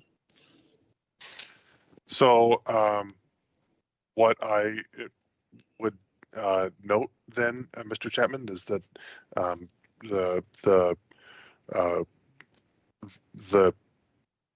this isn't likely to come back before this commission, and so if there is interest downstream of us, it would be this is hypothetical. It would be at the county board. They get a letter from the commission that explains that details our deliberations as well as our recommendations. That letter will note that this discussion came up, unless there is a motion on the topic of this discussion, which is to be seen. It will only be in the section of what was discussed, and the county board may or may not decide. Members of the county board may or may not decide to further take up the matter, and you would hear about that from the staff. I don't know, Mr. Schultz or Mr. Schreiber, if you want to add anything to that. But I appreciate your answer to the question, and I think that would be I'm just sharing the information with you in case there is. If there is a downstream follow-up, it wouldn't be with us. If that's an if, right? Because we're advisory to the county board, it would be at that level. Mr. Schultz or Mr. Schreiber, if you want to add anything, I welcome it. Otherwise, I think that we might be able to move on to the next topic. I don't have anything to add. Yeah, and for me, nothing else, to add to that. As we mentioned, it's very, very early days in the project. This is not something that has come up before for us. And it's something that we will, as I mentioned, work very closely with the county on, with the Arlington Police Department, and any of the other entities that, we should be partnering with on this. In terms of existing, today, as I said, I want to be very clear. This is something that's not come up, at least in my experience. So I'm happy to work with the appropriate parties as we move this forward. Thank you very much, Mr. Chapman. I appreciate your responses on this. I know that it is, as much as it's a topic of concern to the community, I know that it's also, by its nature, a sensitive topic for all parts of the discussion involved. Thank you again. Moving then to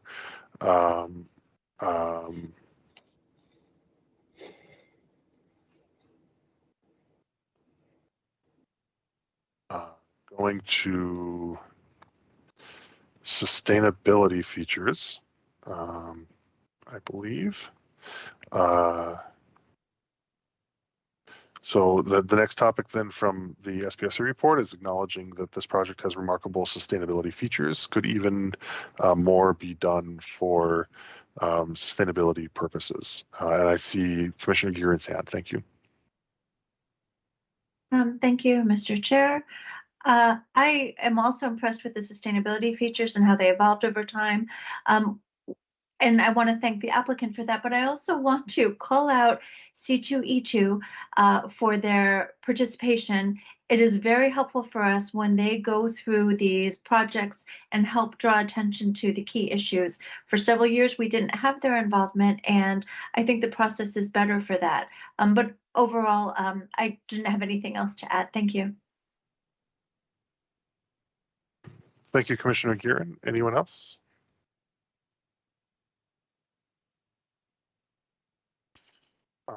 Moving then to the topic of the agreement with APS. Any commissioner are there any commissioners who wish to ask any questions or raise any issues? And we'll start with Commissioner Schroll.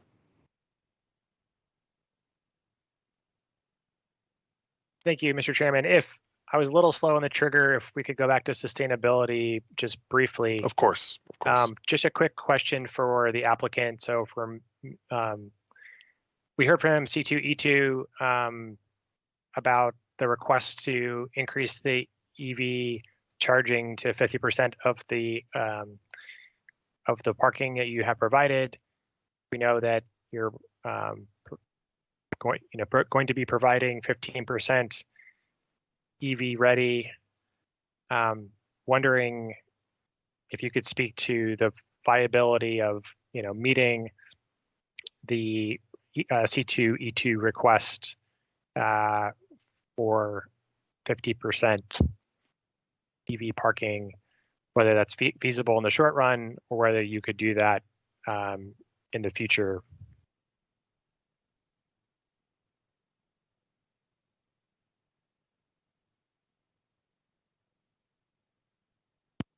Mr. Savo, I think that is to you.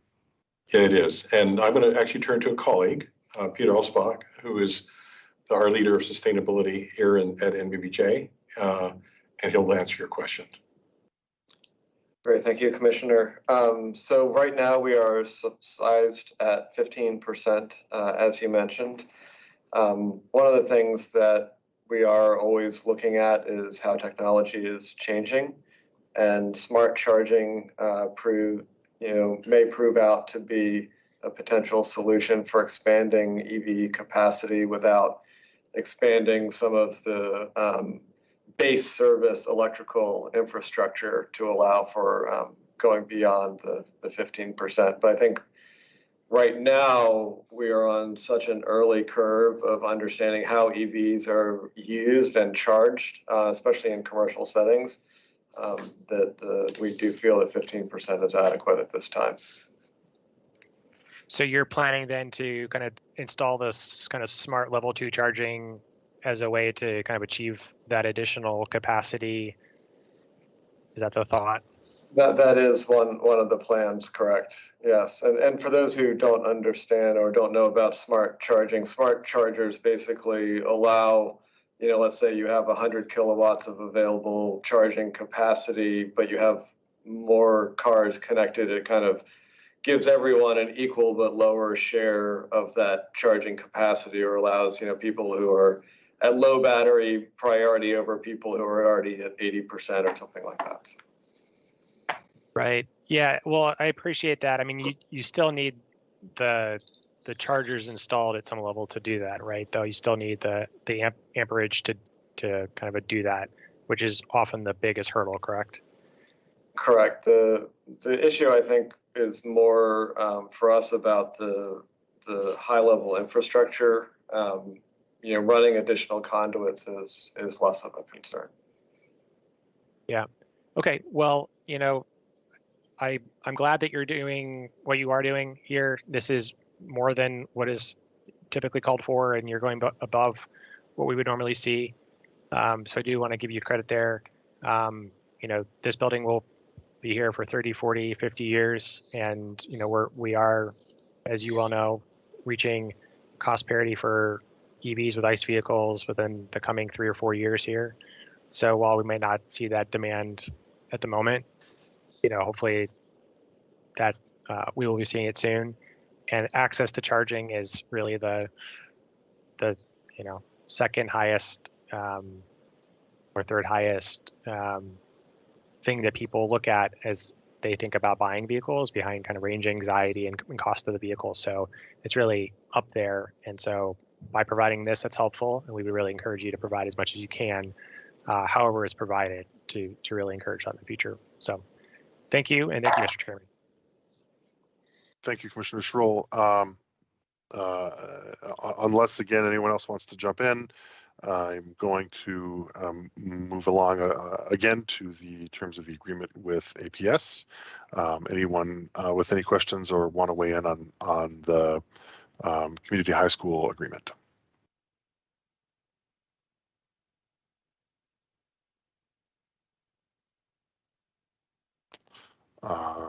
Going once, going twice.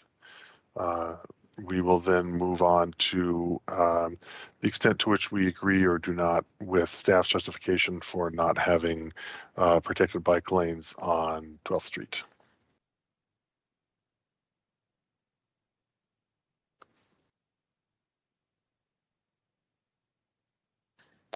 Commissioner Latelmi, I think you, not to put you on the spot, I would expect you to weigh in here, but I believe that that you had earlier sort of expressed your comfort with the Transportation Commission's comfort with the situation. Is that And fair? I was one of the ones voting in favor of doing so.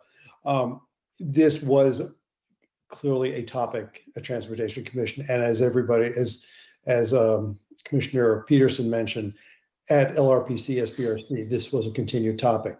As a matter of fact, this was also a topic for the Pentagon City sector plan deliberations during that process. One of the reasons I am more comfortable with this now than I was before is that we were able to get a commitment to have protected bike lanes on 15th Street, which was not originally part of the Pentagon City plan.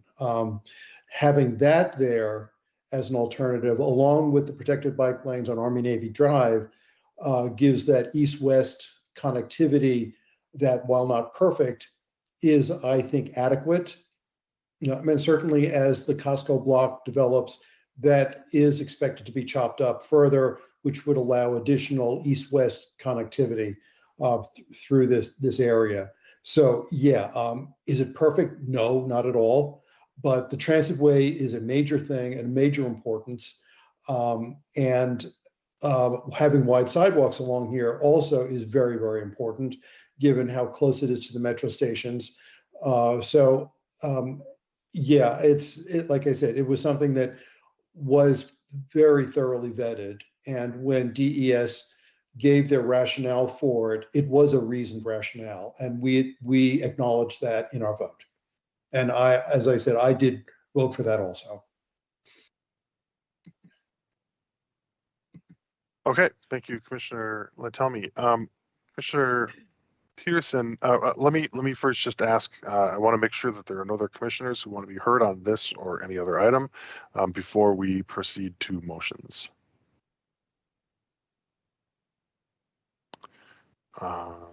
If someone's fumbling with the mute button, you've got a couple of more moments, but Commissioner Peterson, I'm going to go over to you then for motions. Okay, thank you. So I am recommending that we support all of the staff recommendations. I do not have any additional motions. So I will start with the first one. Commissioner Weir, let me know if I do my intro, but so I move that we recommend to the county board to approve an amendment to SP 105 SP-7 to discontinue the site plan for a hotel located at 550 Army Navy Drive, subject to the proposed conditions of the ordinance. I'll second it. Peterson, seconded by Latelmi. Commissioner Peterson, is there anything you'd like to add in support of your motion? No, I think the applicant has brought forward a great project. I think the SPRC members in general all liked what they had to see, liked the engagement that they saw over the year-long process, and I think we will have a nice park to enjoy in a few years. And I'm looking forward to walking to the top of the Helix and seeing all of the flora along the way. Thank you, Commissioner Peterson. Unless there are any commissioners who want to be heard on this item, I am going to call the vote by roll, starting with Commissioner Bagley. Aye. Commissioner Gearin. Aye. Commissioner Hughes. I believe Commissioner Hughes is absent. Yes, Commissioner Hughes is absent. Commissioner Latelmi. Aye. Commissioner Patel. Aye. Commissioner Peterson. Aye. Commissioner Sarli. Aye. Commissioner Schroll, Aye. Commissioner Steinberger. Aye. I vote aye as well. Motion carries 9-0. Commissioner Peterson, do you have another motion for us? Yes, I move that the Planning Commission recommend to the County Board to adopt the ordinance for a phased development site plan amendment, SP 105, to amend the Pentagon City Phased Development Site Plan for Parcel 1D to convert existing allocated hotel density to office and commercial density, permit public, civic, and institutional uses, and a child care center, permit additional building height for 4 office buildings, and adopt an amendment to the Penn Place design guidelines subject to proposed conditions of the ordinance. Is there a second? I'll second. Motion by Commissioner Peterson, seconded by Commissioner Lantelmi. Commissioner Peterson, if you want to just kick us off to the vote, I'm happy to do that. I'm happy to go that route, but if there's anything you want to add, great. Unless any other commissioners want to weigh in, I'm going to go with the roll. Commissioner Bagley. Aye. Commissioner Gearin. Aye. Commissioner Hughes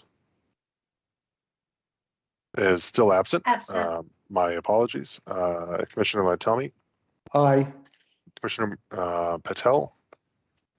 Aye. Commissioner Peterson. Aye. Commissioner Sarli. Aye. Commissioner Schroll. Aye. Commissioner Steinberger. Aye. I vote aye as well. Motion carries 9-0.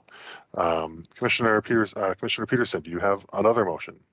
Yes, third one, I move the Planning Commission recommend to the County Board to adopt the ordinance for a site plan amendment to SP 105, SP 7 for the block known as Penn Place to construct 3 22-story office buildings, 1 office building that is approximately 355 feet in height, and 3 buildings of up to 2 stories, the whole consisting of approximately 3.2 million square feet of office density, approximately 94,500 square feet of retail and retail equivalent uses, approximately 26,500 square feet of public, civic, and institutional use, and approximately 15,000 square feet for a child care center use, with modifications of Arlington County zoning ordinance, including required parking, additional density, additional building height, exclusions from gross floor area, penthouse height, driveway opening widths, and other use modifications as necessary to achieve the proposed development plan, subject to the proposed conditions of the ordinance. Thank you, Commissioner Peterson. Is there a second? Second. Is that Commissioner Gearin? Yes. Yes. Thank you. Motion by Commissioner Peterson, seconded by Commissioner Gearin. Anyone wish to speak on the motion? I'll call the roll. Commissioner Bagley. Aye. Commissioner Gearin. Aye. Commissioner Hughes is absent. Commissioner Lantelmi. Aye. Commissioner Peterson. Aye. Commissioner Sarli. Aye. Commissioner Schroll. Aye. Commissioner Steinberger. Aye. I also vote aye. Motion carries 9-0. Mr. Chair, this is Commissioner Patel. I vote aye as well. Oh, I'm so sorry, Commissioner Patel. Thank you. I skipped from Commissioner Lantelmi to Commissioner Peterson, didn't I? My apologies, Devanshi. I've got you on record as voting aye. Motion carries 9-0. Commissioner Peterson, I believe we have more. So Two more. back to you. Yep. Okay, fourth recommendation. I move the Planning Commission recommend to the County Board to approve a use permit SP 105-7-U-22-2 for a public park subject to the proposed conditions contained in the staff report. Is there a second? I'll second. That was Commissioner Sarli. Correct. Thank you. Unless does anyone on the commission wish to speak regarding this motion? Commissioner Bagley, we'll start the voting with you. Aye. Commissioner Gearin. Aye. Commissioner Hughes remains absent. Commissioner Lantelmi. Aye. Commissioner Patel. Aye. Commissioner Peterson. Aye. Commissioner Sarli. Aye. Commissioner Schroll. Aye. Commissioner Steinberger. Aye. I also vote aye. Motion carries 9-0. Commissioner Peterson, back to you. Final recommendation. I move the Planning Commission recommend to the County Board to approve a use permit SP 105-7-U-22-1 for a public high school, Arlington Community High School. Thank you, Commissioner Peterson. Is there a second? I'll second that one. Okay. Thank you, Commissioner Lantelmi. Motion by Commissioner Peterson, seconded by Commissioner Lantelmi. Does anyone wish to speak on this motion? Sure. Yeah, Commissioner Lantelmi, please. Yeah, I just want to throw in here, as participating in PFRCs for the Career Center site, I got to understand the background of the community high school and how for decades it has been moved from place to place to place to place. It's an incredibly valuable institution to this county and for its citizens, but it has never had a home, at least one that it could count on being in for any length of time. Giving it 30 years of a new wonderful facility in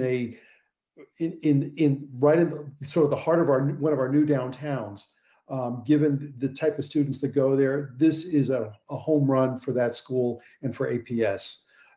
It is well deserved, it's needed, and it gives this facility the respect that it very much deserves.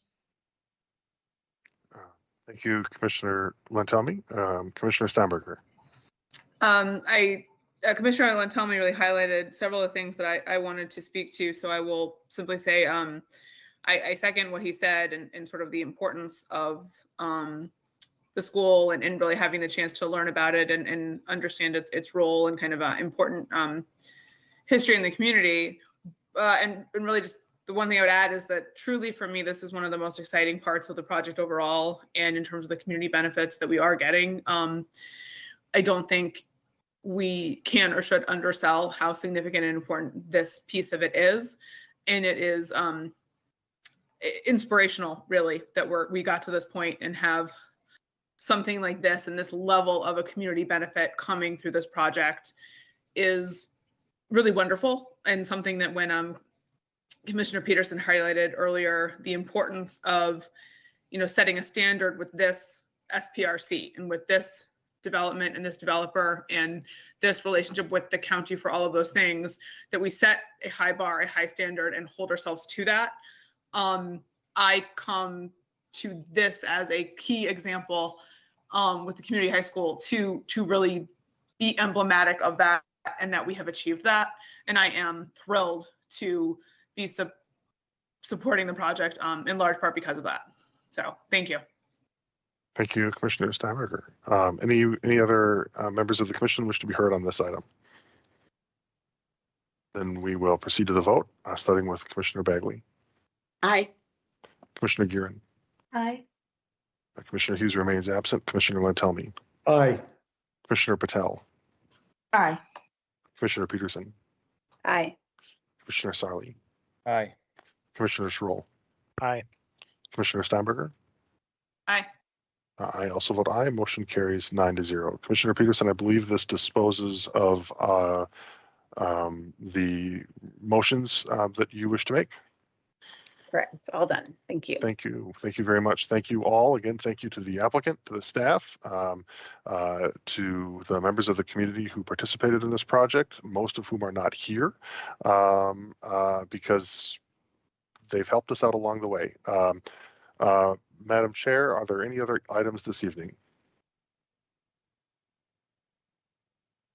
Excuse me, Madam no. Clerk, are there any other items? No, Madam Chair. Yeah, I'll take that. Just, yes, Madam Chair.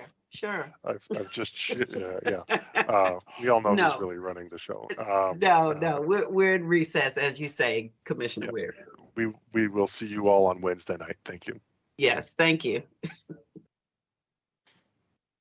Good night. Good night. Good night. Aye.